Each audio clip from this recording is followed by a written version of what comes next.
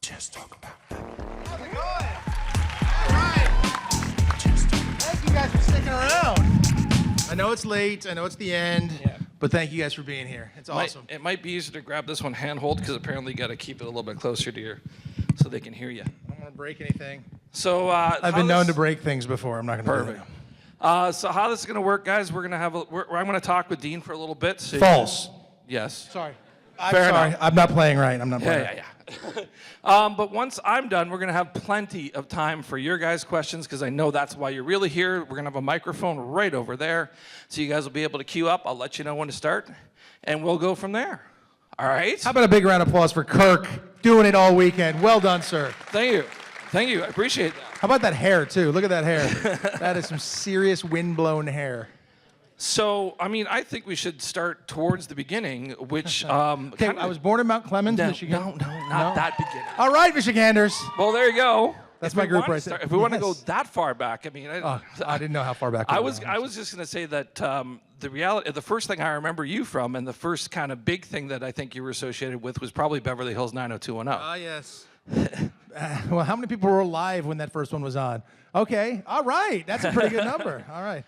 And you had an arc during season 3, which must have been interesting because it was probably one of the most watched shows on television. But by that point in time, all of the backstage stuff that was going on was getting into the tabloid and just the legitimate news.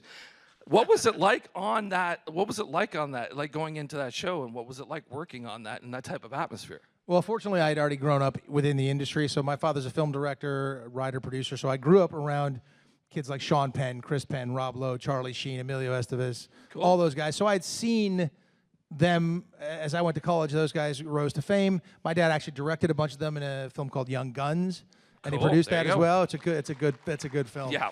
So I watched a lot of these kids go out and do their thing, and I watched them make some pretty good sized mistakes as well. So I saw all that happen, and there's kids that I knew and knew since I was a kid, like a kindergartner. So I was a little more prepared for what I was to see on 90210 than maybe if I had just sort of gotten into the business then. I got there and did the show. It was one of the most watched shows on television at the time. Absolutely. I didn't realize it was season 3 till you just told me. Thank you. I appreciate that. And it was great. I learned one of my most valuable lessons on that show because I had been doing the show, and most of the stuff I had done was with Brenda, Yes. Shannon Doherty, and it was away in Paris. So when we came back in to do shows that had me in like Los Angeles, then I finally got to meet the rest of the cast. Yeah. And one of the first things that happened was Luke Perry sees me, and I thought he's gonna be like, cold, or here's some other dude trying to come on the show. And instead he was like, hey, nice to meet you. I'm Luke. I love what you're doing on the show. Thank you so much for being here, and we really appreciate what you're doing. And then I met Jason Priestley shortly thereafter. Same thing. Total professional. Yeah. Hey, thank you for coming on the show and doing it.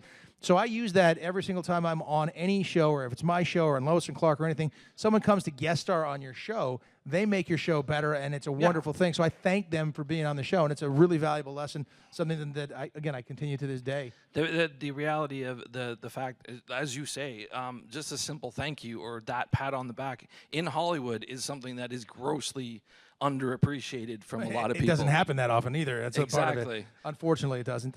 And just to address the tabloid things that were going, I heard some things happen while I was there. I heard some yelling and some screaming and some bits and pieces, and I'll never tell.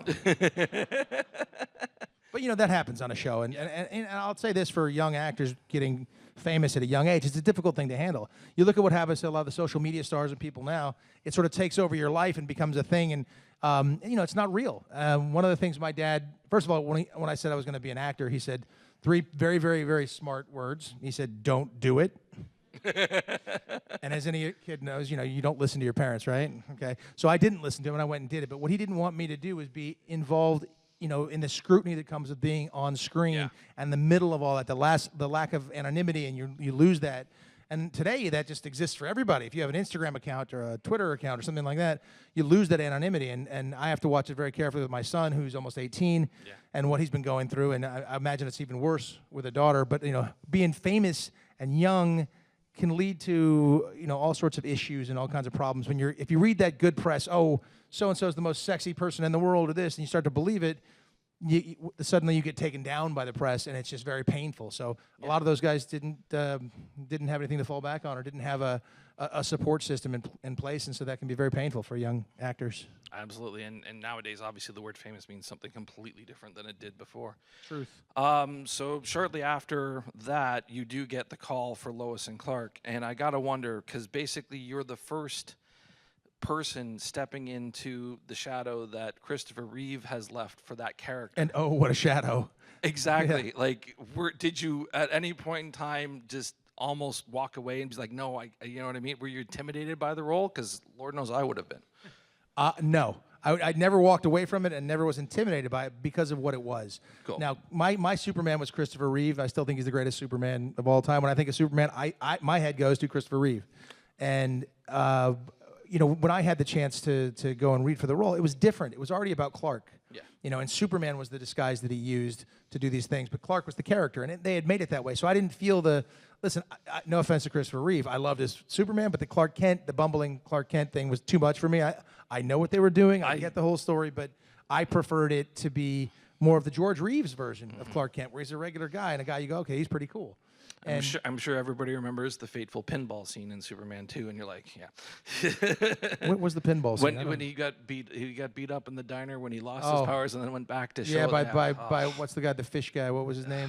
Seabass. Exactly. So I'd be honest, I wanted to kick Seabass ass at that point in time. So that makes it breaks your heart, and that's a thing. But he was the greatest Superman. I didn't feel that pressure though, because we felt the pressure because it was a series, a television show, and coming onto a show, and nobody had done Superman in a long time, and we were worried that it was going to be terrible and people wouldn't like it. And I, as an actor, to carry a series for the first time, I hoped that people would like me. I could have been roundly rejected, and that would have been awful. Fortunately, it turned out to be a good pairing and a good chemistry and I thought a great show, and I'm so proud to still be involved in 90% of the people that I meet at a Comic Con will be because of that show, and I embrace it, and I thank everybody for coming out. So thank you. Yeah. I got to say probably the main reason why it was on the air for as long as it was because of the chemistry between you and Teri. I mean, was that something that was evident to you from the very beginning? If I knew how to put chemistry on screen, I'd be the greatest casting director on the planet. You never know. In fact, you even get real couples that come on and they do a thing together, and people are like, "Oh God, no chemistry on scene." You're like, "Oh gosh, that's terrible for a real life couple to have that." Not that I would name any names like Tom Cruise and Nicole Kidman or anything like that. I'm not going to say anything like that, but it's a weird thing. So finding that chemistry is a hard thing to do. Fortunately, our exec producer was a guy named Robert Butler, who was known as the pilot maker. The guy was unbelievable. He did Hill Street Blues and all sorts of other things, and he really took time to put it together. I had read with a whole bunch of different Lois Lanes beforehand, and Teri, I was cast on a Thursday, and then I had to read with a bunch of Lois Lanes on a Monday. The whole process is a long process. That would take me the entire time to explain it here. Probably half of you have heard it before from me, Heather. And but when I finally came down to it, the last day was 10 Lois Lanes that had come through the door, burst through the door, inebriated, kissed me on the mouth, and then prepared to try to seduce me for the whole scene. So I had to do that 10 times in a row with 10 different actresses. It was just awful. And the final one was Teri Hatcher, and she had been to network with me, but I had never been paired with her. Yeah. They did a lot of chemistry things that they were readings, and then she came in, and she was the best for the job. She was the best actress, and I thought she was the best kisser, but I was the only one who knew that. So she was a great kisser, for those who were wondering. She was a fantastic kisser. So just a nice little bonus perk. It's a bonus. Listen, it's important. Those of you who are, right? You guys got to like to kiss each other. It's important. It's important. Another actor that you get to work with on the show that I absolutely love is the highly underrated Nathan Lane. Yes. Well, I didn't kiss him. Yeah, I get that you guys didn't have many lovemaking scenes. But I would. Yes. I mean, I'm not. I'm an actor. Come on. Don't judge me. Were you able to leech off of him and learn from him and what while you were on the course of that show? Listen, when you're working with a guy like when you have a Lane Smith, when you have Lane Smith, yeah. So that I said the wrong name. I know. I said the wrong name. I quietly corrected it. It was easy. But when you have a Lane Smith, somebody who's been around, done that much, it's great. I learned early on, being the son of a director, and the first film I ever did was opposite Robert Duvall. You know what I mean? And I was a little kid who didn't know how to act, but I watched him do things. And then you just watch these guys who were fantastic actors, and you ask I'll ask questions and then I'll shut my mouth and I'll listen. Yes. And it's the same thing when I got to do Las Vegas with James Caan or people like that. We had Tony Curtis come on. We had Raquel Welch. If these guys want to tell stories, I am going to listen and try to take that in. And they earned their spot, and Lane earned his spot and all his respect because he had done so many things. And watching him work was very interesting. Yeah. Great guy, rest in peace. He passed away, but he was an unbelievable guy, funny and nice. And I was just a kid, and he gave me great advice. John Shea, great actor. I mean, we had great actors. Teri Hatcher is the best Lois Lane that has ever played Lois Lane, in my opinion. And no disrespect to the others. Yep. And rest in peace, Margot Kidder, who just passed away recently. She was fantastic, but I think Teri was the best Lois Lane of all time. I think it's pretty much neck and neck with Teri and Margot, to be honest with you. I don't think anybody else has come close. So. Yeah, well, my opinion has put Teri on top, and she was great. There you go. Because, as Clark Kent said in, I think, season 1, she likes to be on top. I said that on the show. It was okay. We had to play with a lot of double entendres in that show, and we did well. But she was fantastic. So, years later, and they're launching Supergirl. Decades later. Decades later, I was again. We were going softly with that one. But then they give you a call, and they're like, they want you to come on and basically play the father figure for Supergirl, and the actual father of Alex, her sister. That must have kind of felt very full circle type fulfilling for you. First of all, I was too young to have a daughter that old. I'm kidding. That's valid. I'm kidding. No, it's not actually. I very well could have. No, I was very happy. Greg Berlanti, who was one of the exec producers. Yes. The guy, he's done. He has Arrow and Flash and DC Legends of Tomorrow and like 9 other shows on the air. I was in his first film ever called The Broken Hearts Club, that he directed and wrote, and sort of his story. When he came to Hollywood and what he did and went through, and it was a great thing, and we became great friends. So he was the big boss on that show, and I was very happy when they called and said, you should play her dad, or would you play her dad? I thought it was great. In fact, I was kind of waiting and hoping for the call because I embrace having been part of the Superman legend, the genre, and I will always embrace that. Zod. I knelt before Zod yesterday, by the way. He's here. He's here. I want to make sure he realizes I will always embrace Superman. You may also not know, but Zod's apparently running for the premiership in Ontario right now. All right. Well, he may very well win. I've seen this movie before. So I embrace that, and I think it's a fantastic thing. So absolutely. So I'm gonna ask one more question, guys. But if you guys want to start lining up to ask some questions, you can hop up there. But the last thing before we get into some of these questions from these lovely people is you have basically become probably the hardest working person in showbiz. Your IMDb page is crazy. What is your key? What is your secret? What is your key to being that active, and maintaining the high level of, working that you have for decades? Honest to goodness, the way to do that is to say yes, and I say yes a lot. There's no movie that's too small or too big. I've done films of all sizes. Part of it has also been I'm a single father, so my son turns 18 in 8 days. He just graduated from high school, and I want to make sure that I'm not an absentee father. I was lucky enough to have been adopted when I was a kid. My father was my greatest role model, and he kept me on the straight and narrow, where I may have veered off here and there. So I was very fortunate to have him as my father. I named my son after my adoptive father. Awesome. And my whole thing is look, Michael Caine said it really well somewhere way back in the day. He had done an Oscar-winning film where he won Best Actor or something like that, was nominated, and then he made a silly comedy or something like that, and somebody said to him, why would you go and make this silly comedy after making this great, wonderful piece where you got nominated? He said, because I'm an actor. That's my job, so I go to work. So I go to work, and I do all different things, and people would tell you, and there's managers and too many people, there's a lot of cooks in the kitchen going, no, don't do this, you have to do this. Here's how you should present yourself. Only do these special things. Only do this. I think that's baloney, and I think that has changed quite a bit in the past. I find I'm happier and more fulfilled when I make my own decisions and do the things that I want to do. And so I've said yes. I'm doing I've done 17 Christmas movies or something like that. I'm making another one next week in West Virginia. I mean, I'm doing it. I like it. I wasn't going to mention it, but when I was looking at you did 4 animal-related movies in the year 2015 alone. Yeah, there you go. See, I have a kid, and when you have children, you always wonder, why is Glenn Close doing this, or why is someone doing this movie? It's because all of a sudden they have kids, and their kids want to see the movies, or they want to be part of that. I think it's amazing. So, I'll do all different things. I say yes a lot, and to different projects. When friends of mine ask me, hey, will you come over and jump in my movie for a couple of days? My answer, if I can do it, is yes. Awesome. And it doesn't matter the size of it. Sometimes it's a silly YouTube thing, and I'll do it because it's fun. I like, dabbling in all things, and ego isn't part of it, and for a lot of actors, it is. Yeah. Oh, you sold out and did that. I sold out and did a YouTube clip with my buddy. I don't think I got paid for that, When I did the Daily Show with Tim Daly and Brandon Routh and his son Sam Daly, we did a silly thing on the internet. I recorded that on my phone before I went to work that day up in Oregon, and those guys were all in Los Angeles, and it was funny. Yeah. And it was one of those good things, and it's good-natured. And if you take yourself so seriously and you precious out your work so much, I think you're going to have a hard landing in Hollywood. And it's great to hear that, because I deal a lot with indie filmmakers and a lot of people working on the indie scene, and it's very much like that on the indie scene. It seems that it kind of takes a shift once you get into more of the the big the bright lights and all that stuff. And it can, unfortunately, Yes. it can, but I don't precious it out so much. People tell me, don't go host television shows, don't do Ripley's Believe It or Not. That's career death. I was told that was going to be the end of my career.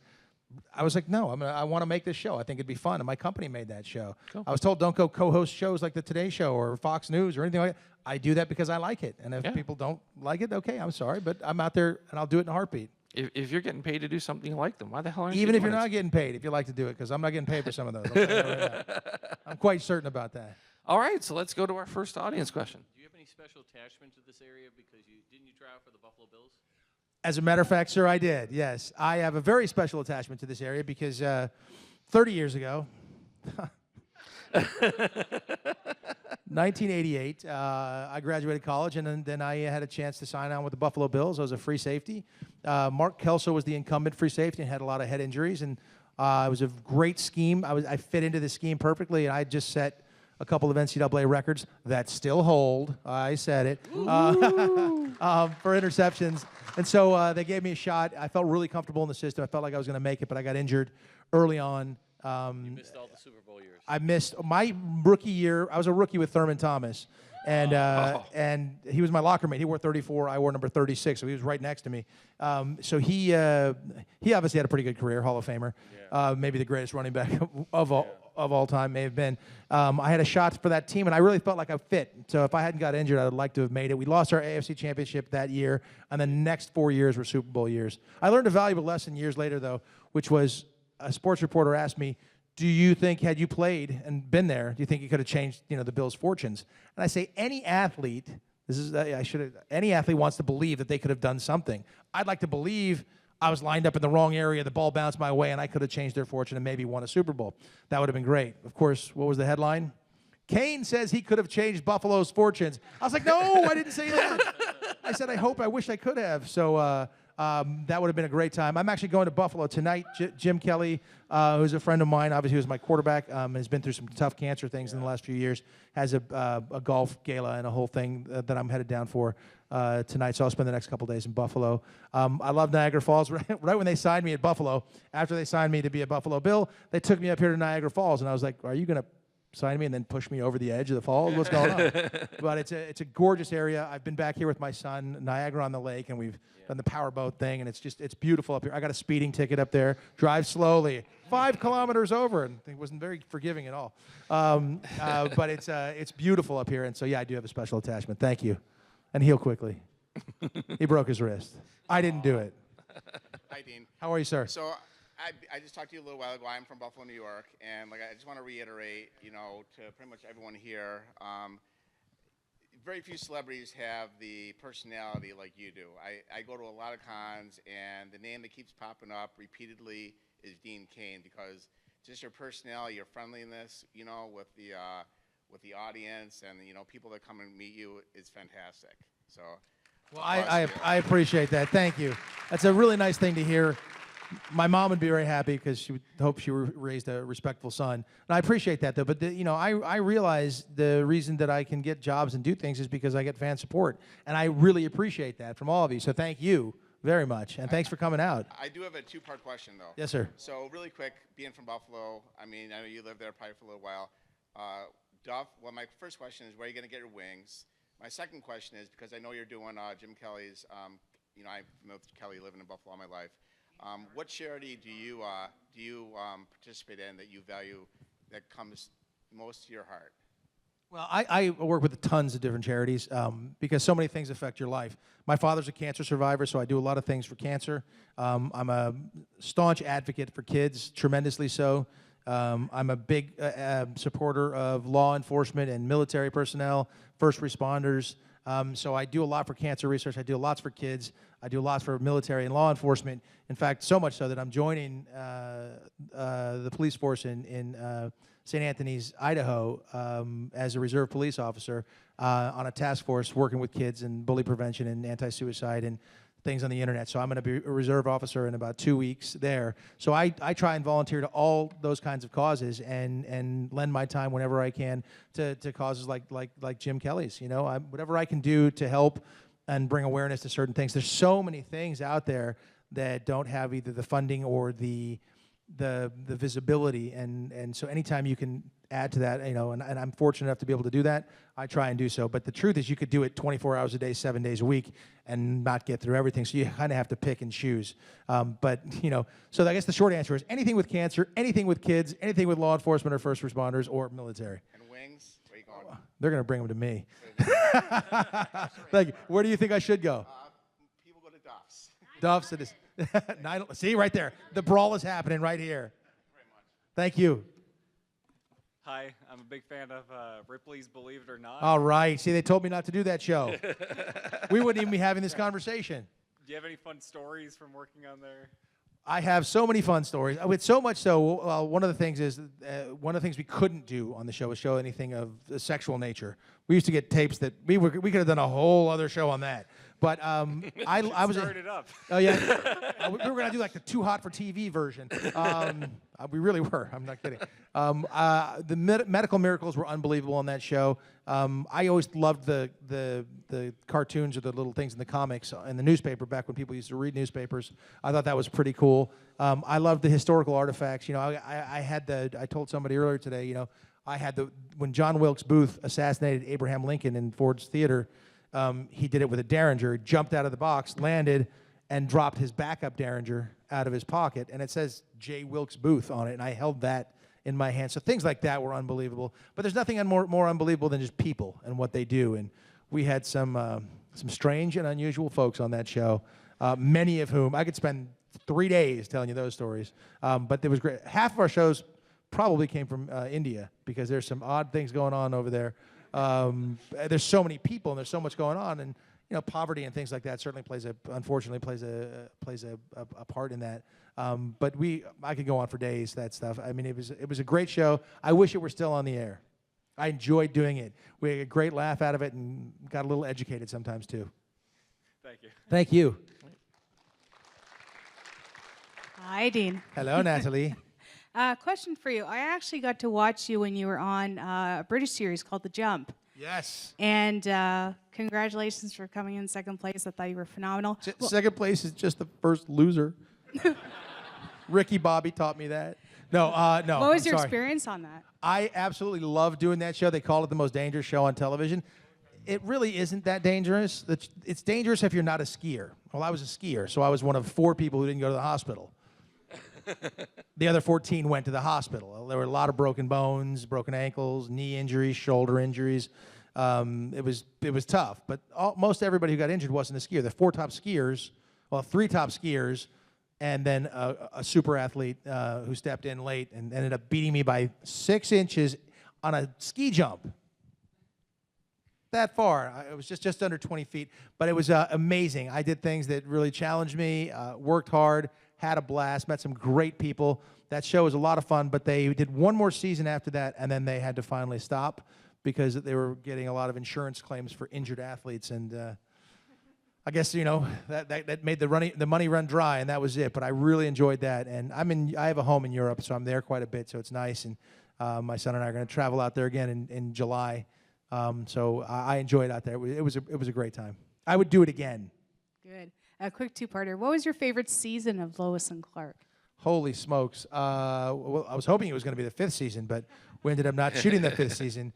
I don't know. I'd have to go back and really look at it. The whole thing kind of blends together for me when you look back at it, sort of like college does. If you look back, if you did 4 years of college, or because we did 4 years on the show, we lived at Warner Brothers we lived there for 4 years. When you do a show and you're the lead character or two of the three lead characters in my case, I was there 18 hours a day, every day, all day long. So you eat, sleep, and drink and do everything there. So if you're going to have any fun, you're going to do it in between scenes or just after, because I would get about 6 hours of sleep a night and be right back. It's a grueling process. They kind of blend together, but I know my favorite scene still was the proposal scene where Clark asks her in the rain to marry him, and she asks who's asking, Clark or that other guy. I thought it was a great moment. Thank you. Woo. Hi. Hi. I first of all just wanted to say thank you. I started watching Lois and Clark when I was 10. That was when it began. And That's good, because I was already 27. Thank you. Thank you very much. And I have a 2-year-old now, and it's one of the shows that I feel that I'm really excited for her to get older so that I can share it with her, especially because, as you said, Lois Lane, Teri Hatcher, she, I think, is an incredible role model for young girls, and she was definitely for me. So I wanted to say thank you for being a part of that and that experience, because it's something I'm going to be able to pass on, and I'm really excited about that.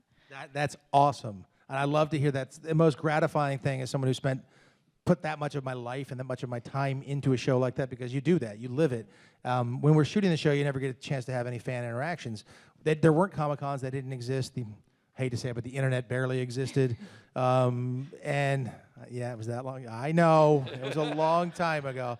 But it's really interesting when people come up and tell me, listen, that show helped me get through high school, or I was ostracized in high school, and that was the only thing that kind of gave me the strength to get through, or I could identify with this character or that character or something like that.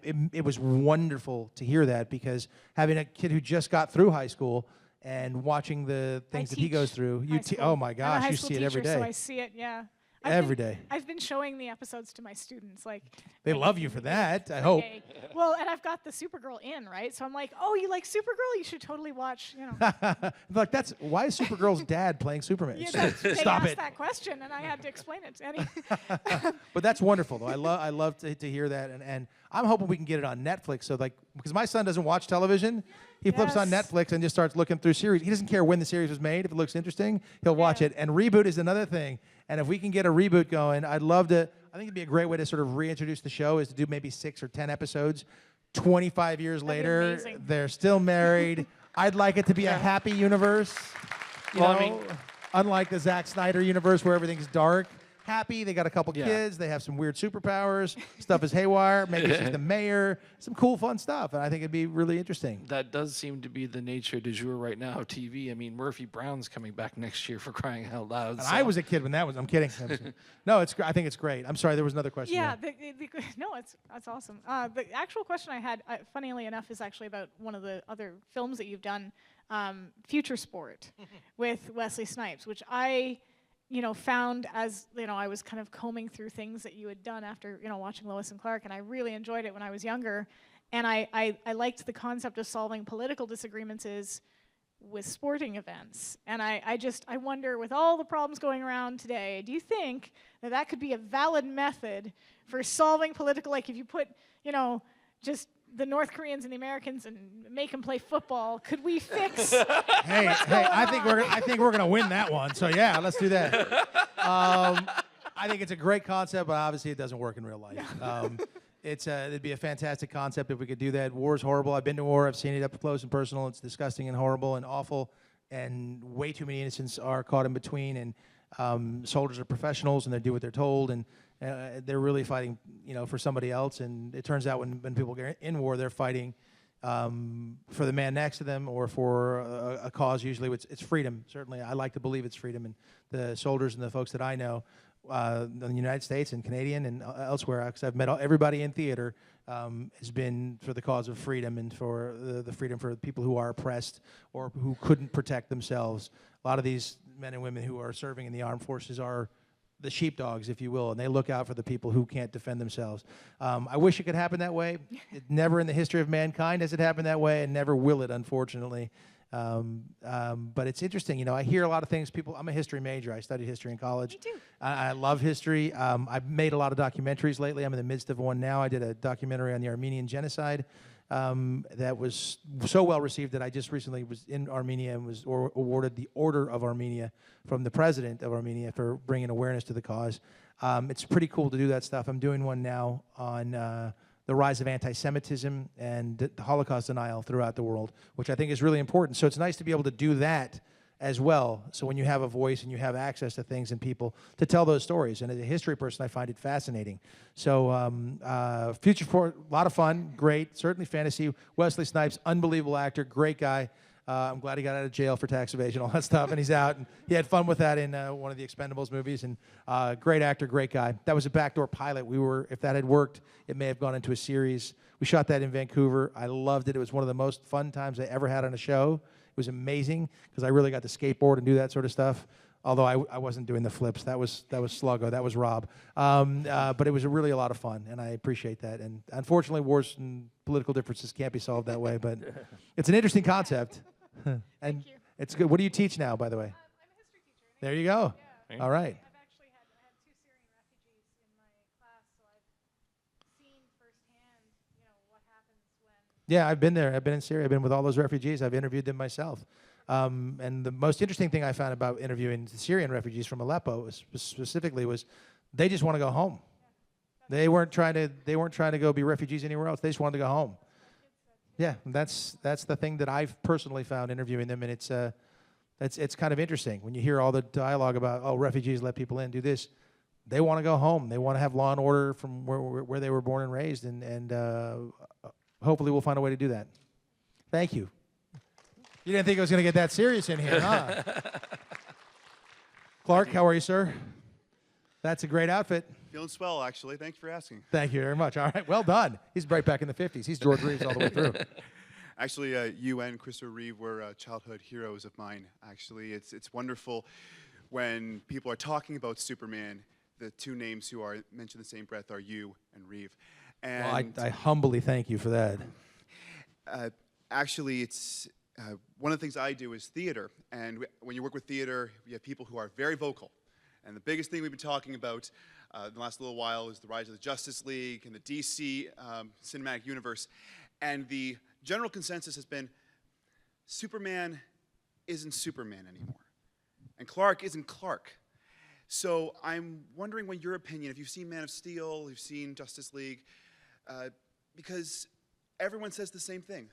It's not Dean's Superman. It's not Christopher's. I mean, you even worked Smallville in that special episode where you kind of kicked Tom Welling's butt 6 ways to Sunday. So I can do that in real life, too. I'm kidding. He's a big guy. He's younger. He's a nice guy. But I'm wondering, have we as a society lost what made Clark special? We're still with the all-powerful Superman, but have we lost what made Clark Clark? That's a very interesting question. I don't think society has lost it. I think the filmmakers have taken a different tact. And I agree with you. I didn't, no offense, I might have snoozed a little bit during Man of Steel. Sorry. Really comfortable chairs. They were really comfortable chairs. Plus, I knew Batman's backstory already. I was like, all right, I've seen all this. I know this stuff. And it's just dark. It's a dark world. And Zack Snyder's a great filmmaker and a great iconic imagery, but it's the dark Superman and that whole Jesus figure and that stuff and the godlike figure. It's okay. I like Superman to be a character of hope and light. I like there to be romance and I like there to be humor. And none of those things are in that film.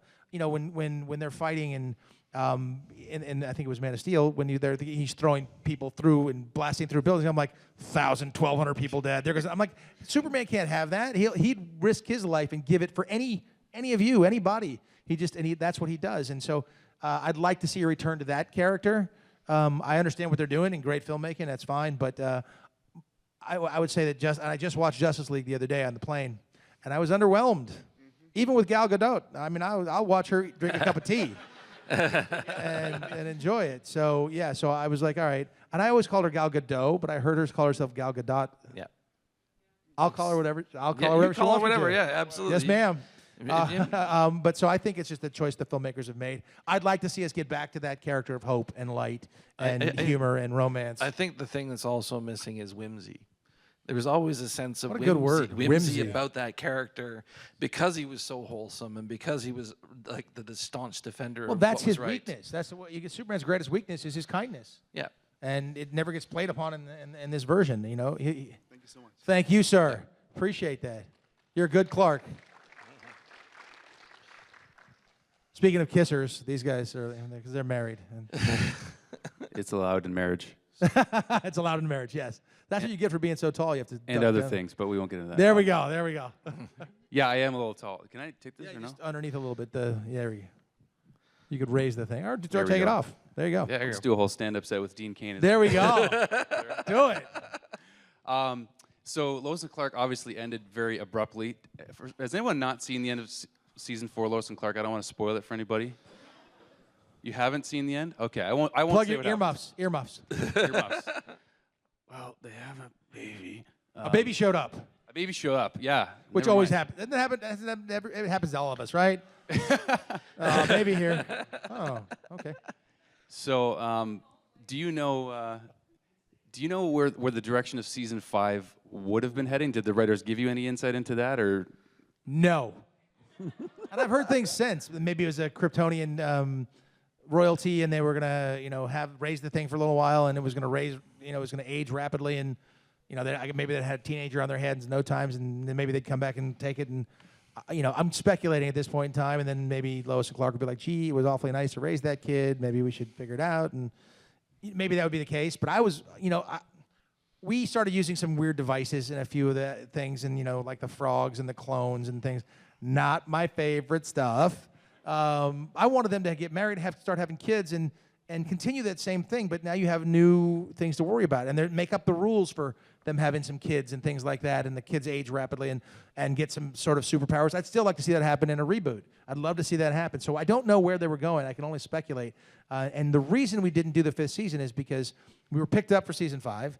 And it's also the same reason that I didn't steal like half the stuff from the show, because I took nothing. I would have taken capes. I would have taken, they'd have been like, okay, let's get, we got next scene. Superman comes in here. They're like, we have no more Superman costumes. Where are they? I'm like, I don't know. I don't know where they went. Don't get out of my car. Get out of my car. I would have taken everything, but I didn't steal a single thing from there, or very little, just little knickknacks and stuff. So we were going to do a 5th season, but Teri got pregnant in between seasons 4 and 5, and basically wrote a note. Teri cannot work this year because she's having a baby, and it would be detrimental to her health and the health of the unborn child. Signed to the doctor, and that was it. And so it was over, and it was a shocker. But for me, it was kind of liberating too, because it was okay, I get life back in a sense. But I really wanted to finish out the show. I wanted a 5th season. I really wanted to have an ending to it, to wrap it up. It's a really unique experience to have a show like that, and be able to run the arc. And there are some actors who are lucky enough to have 2 and 3 shows that do that sort of thing. And so I do recognize how special it was, and I really wish we could have finished it up. Maybe we can get it done. Now, that being said, last year in Australia at their Comic Con, you said that Teri actually would be up for doing a reboot.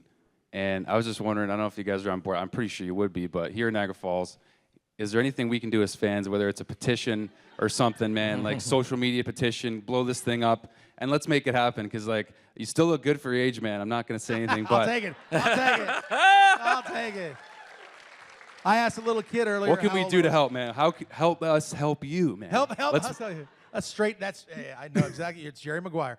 I had a kid earlier ask me how old. She said something blessed. And I go, "How old do you think I am?" And she was probably 7. And she's like, 37. I said, "Yes, I am. Yes, I am." Social media is a very powerful tool these days, and to put something out there would be great. And Teri and I did discuss that. I didn't just make up that she said that. She actually said, it would be interesting to see. And we were talking about ideas and what might work and so on and so forth. She was like, they got married and Superman gave up his powers. I was like, no, that's a horrible start. No, maybe they had kids and Lois got a couple superpowers from it in a weird way. It's like, maybe. So Ultra Woman was a one-off. Ultra Woman was fun though. Yeah, it was fun. Yeah, so social media really does play a big part, and people have a lot more power. There's power in numbers. So if people put things on social media, please do it. I'd love to see it happen. I'd like to know at least a year in advance so I can get ready for that. It'll take some work. But I'd love to see it happen. I think it'd be fantastic, and I think we need it. And I think in this day and age, it's great with the reboots and the things like that. I mean, for the love of God, if they can do Murphy Brown, they can do Lois and Clark. Absolutely. Got that right. I mean, and to your point as well, look what happened with Brooklyn Nine-Nine. It took 31 hours for that show from being canceled to being on a new network with a new 13-episode run, and it was only because of social media. So you guys There it have the is. power now. I think You we should really just do. we can start a hashtag like Lois and Clark reboot. I'll go on tonight. Hashtag Lois and Clark reboot. I'm gonna do it. Just if you guys could join it, that'd be amazing. Let's make it happen. Like, I will retweet the heck out of you if you do it. let's do it. Thank you. Let's do it. Thank I'm you. serious too. Thanks, Dean. That would be awesome. Thank you. Thank you very much. Just give me a year. I want 1 year. Hi. Can you talk about your time on Worst Cooks in America? It'd be a short conversation, but yes, I can. And God's Not Dead. Absolutely. Worst Cooks in America. I had a limited amount of time I could do the show, so I kind of knew I was going to be eliminated early on. One of my competitors is here. You might have seen him out there running around if you ever saw the show. I had to cook a dish, and it was sort of your baseline dish. I cook. I'm a single father, so I cook every breakfast, lunch, dinner, every meal for my son I have for 18 years. And I'm a decent cook. I can actually cook, but you had to set a baseline, and I wanted my baseline to be really low. I didn't know it was going to be that low. It was so low, they're like, and you're gone. I was like, what? Wait a minute. So yeah, that was a lot of fun. But I had to hang around for another couple days, and I just worked these cooks for more secrets and tips and things. My son was very happy I won on the show because suddenly his rotating, meals of like 3 became rotating meals of like 12 and different things. And then I would just try different things, and I learned some basics, and it was really cool. Listen, cooking is fun because we're all doing it, we're all eating, and we all enjoy certain things. And so it was a lot of fun to do the show. I enjoy that. Well, half the time I'm on the Today Show or something like that, I'm doing cooking segments now anyway. So it's great fun to know a little something about it. And I would do it again. I would win this time. Dang it. And God's Not Dead. God's Not Dead. Great little movie. And you make a lot of these little movies. Thank you. You make a lot of these little movies, and you don't know how they're going to be seen or how they're going to be, taken and welcomed by the public or not. Kevin Sorbo, who, by the way, was the other guy who was up for Superman opposite me. He was blonde. I figured I had that one in the bag. But it was close. It was really close. And so he was producing that, and he was part of the group. And he said, they said, hey, come on and do this. You're not going to like the character much because he's not a great guy. But I enjoyed going down there, and they did a nice job with the film. The kid was fantastic, and that's the reason the film, a lot of the faith-based movies, they kind of pound you over the head and sort of preach to you, and people get turned off by that. And this was the kind of film that wasn't doing that. And my character was certainly not very redeemable. But there are so many people out there like that. My son went to a Christian high school, and so the whole high school went to see the movie, and a lot of the kids knew me, and they were watching me up there, and the girlfriend tells me she has cancer, and I say, well, that's too bad, because that doesn't work in my plan, and you're gone. And they're like, dude, your dad's kind of a jerk. He's like, stop it, he's acting. But that's the deal. I mean, it reached so many people, and you always pray and hope for a film like that. You never know, any film you're doing, you never know if it could be a superstar film or a small, you just don't know. Even if you're doing a $50 million film, it could be a bomb, or you could do a little tiny $1 million film or $500,000 film, and it could blow up. You just don't know. So I always try to do my best job, and whether it's the Three Doggeteers, I made that one. That's right. But your kids will like it. That's the funny thing, and it appeals to different audiences. And I don't try to precious it out so much. I'm game to say yes and do different films. So I was very happy to be a part of that and watch its success. And I was the only unredeemed character, though. I thought they'd bring me back for one of them and try to redeem me, but I guess not. Now, forget it. Hashtag going too. Because that hashtag, yeah. Hashtag put Dean to work is what it should be. Yeah. Thank you very much. Hi, Dean. Hi. Hi. Thanks so much for coming here and joining us. Thank you guys for sticking it out at the very end. Thank you very much. Thank you. So I have 2 questions. One, I know that you've shot in Vancouver. Have you shot in Toronto, or is that something you'd be interested in doing here at I've shot about 13 movies in Toronto. I've shot 13 movies in Toronto. I have shot a couple in Hamilton. I have been all through here. I love it. It's a great city. I prefer to miss the summertime. It gets a little hot and sticky, but I played football right around the corner from here, so I know it well, and I played college football in New Jersey, and I know the East Coast and this area well for the summer times. It gets hot. But I love shooting in Toronto. It's a beautiful city, great restaurants, great people. I really enjoy it, and I was actually going to move to Toronto and do a series up here.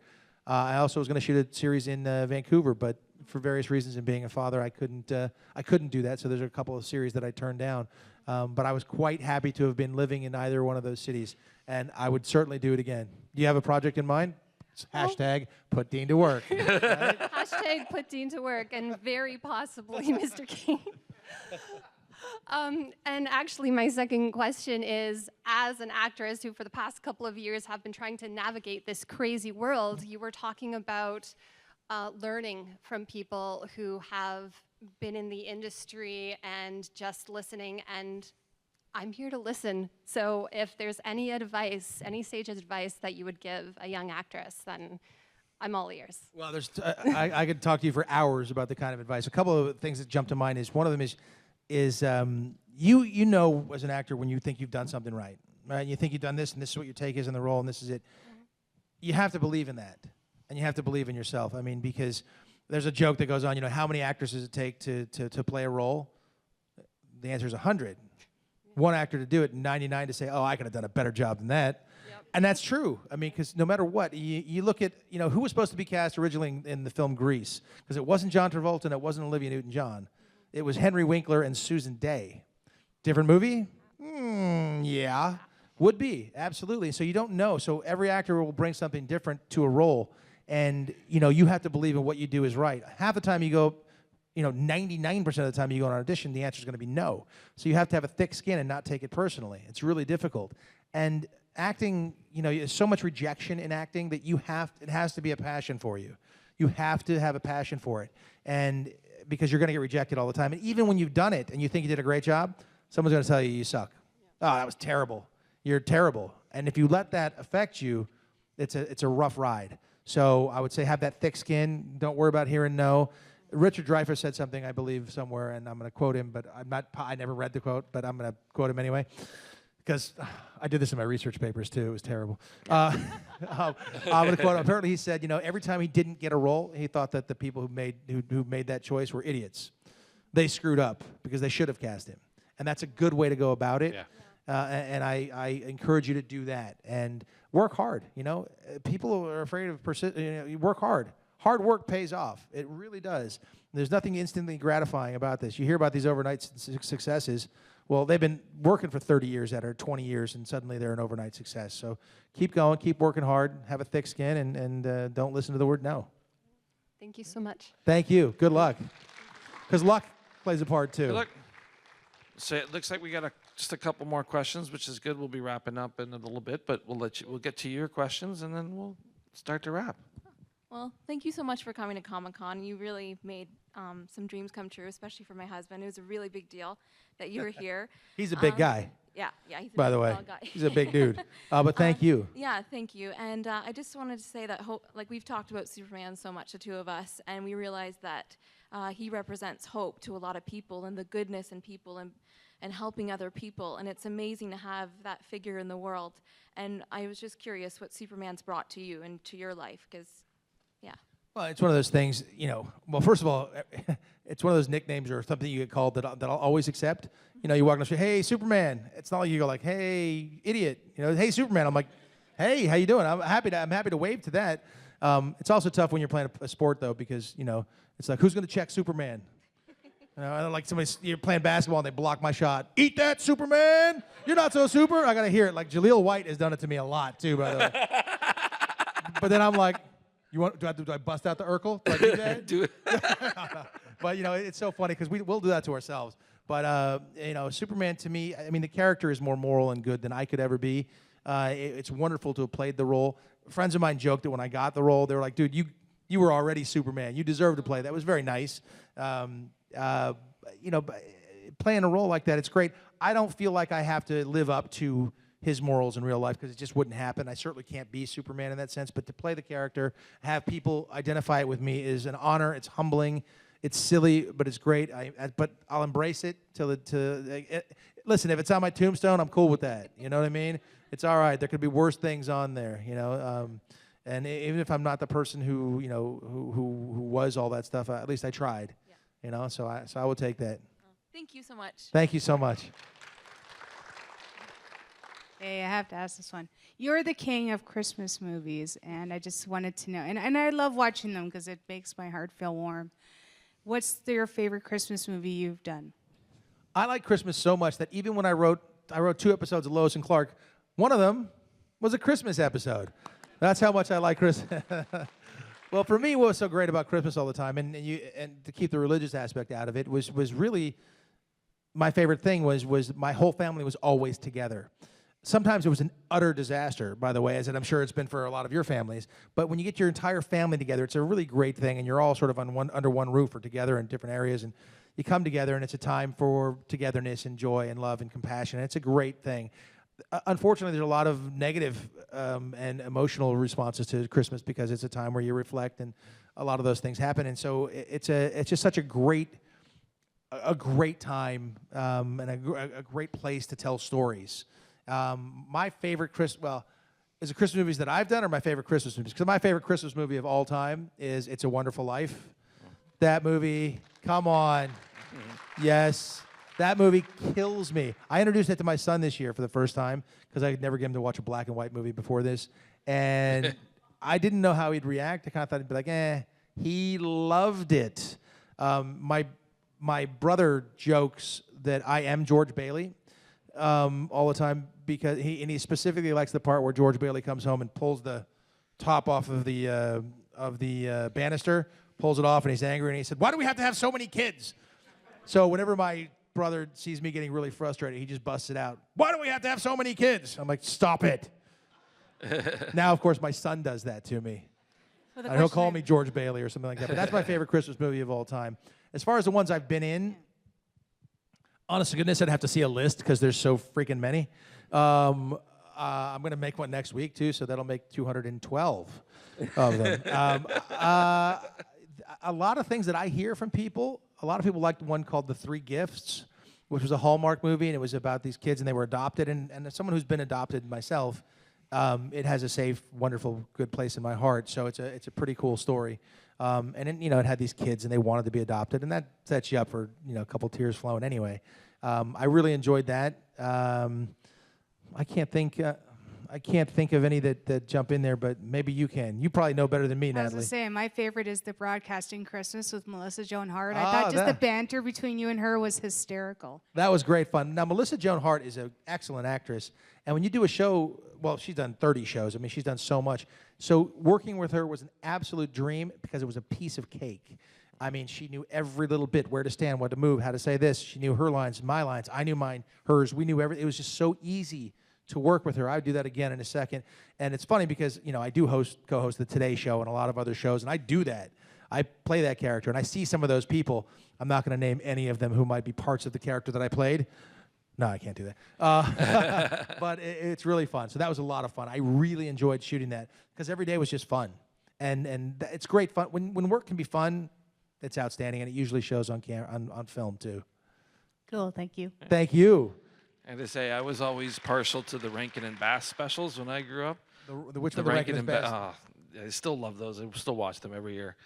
Do you have kids? No, I don't. Do you want some? So we got one last question. Hello, June. Hi, Dean. I know you film movies all over the world. You traveled all over the world. You were just in Israel and Jordan, and I know that was very spiritual because all the biblical history. And you once said like Australia was the only other place outside of the U.S. that maybe you would live. I just wondered, I know you're half or a quarter Japanese, and you haven't been there, but is there any other places in the world that you haven't visited that you'd like to visit? And like, where's your favorite place in the world that you've been? Well, yeah, I'm fortunate that I get to travel as much as I do, and it's a pretty cool thing in my business. And I mean, I've been to 8 different countries, 9 different countries, 10 different countries. Hold on, at least this year, 13, somewhere in the 13 area. I'm a teenager in countries this year. I get to travel a lot, and it's brilliant. Australia was amazing. My son fell in love with Australia too. He's still considering going to college down there. I am sort of attached to my kid, so if he goes down to Australia and goes to work, you better believe I'm going to find work in Sydney right now. Hashtag put Dean to work. But then just add like hashtag Australia. I'm just going to say. Yeah, so it's gorgeous. The northern beaches of Sydney are so magnificent, like Manly Beach, up Whale Beach. And it's an area that I grew up in Malibu, California. I was born in Detroit, Michigan. Yay, Michigan. Yeah. And then I moved to California when I was 3, Malibu when I was 5, and I grew up in Malibu. And I was like, every place is like Malibu, right? Don't we all walk to the beach to hang out with our friends every day?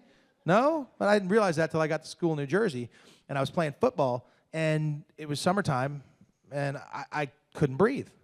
I was like, what's going on? I was in great shape. I was like, I can't, what is this? They're like, what do you mean, what is this? I go, it's so heavy. The hair is so heavy. Like, dude, it's called humidity. And I was like, I hate it. Can it not happen? And they're like, you better suck it up, buddy, because you're in the middle of some humidity here. So I found that, the northern beaches of Australia down in Sydney, it's the same sort of weather. If we have like 2% humidity in Malibu, we're like, oh my God, it's terrible. But we don't know what it's like. So I thought that was amazing. I really enjoyed being in the Middle East. I thought Jordan was an absolutely gorgeous country. I'm probably going to be working a lot more in that area. Israel, I fell in love with Israel too. That was amazing. Tel Aviv was fantastic. Jerusalem really does feel like the center of the world. It's unbelievable. People of all different faiths and around there. It was incredible. I felt extremely safe and extremely comfortable. I was welcome to come and to any place and be anywhere. It was great. I loved that as well. I really want to visit Japan. It's so odd that I haven't. I know I still have family that is there. I was never knew the Japanese side of my family, which is unfortunate because my dad was my biological father was the farthest thing from the kind of father that I am, or that I was fortunate enough to be raised by. Maybe he's my example of what not to be. So I haven't been able to be over there in Japan, and I really would love to be over there and visit. I've visited most other countries. I mean, I've been pretty much everywhere else. I've never been to India, but I don't want to go in the summertime. Oh, no. But Japan is certainly on my bucket list, and I don't have much of a bucket list. I've been fortunate enough to do just about everything. So I know that my work will take me all over the world again. I mean, I've been around the world twice this year. So we're in June. We're not even halfway through yet. And with my son out of high school, it's gonna get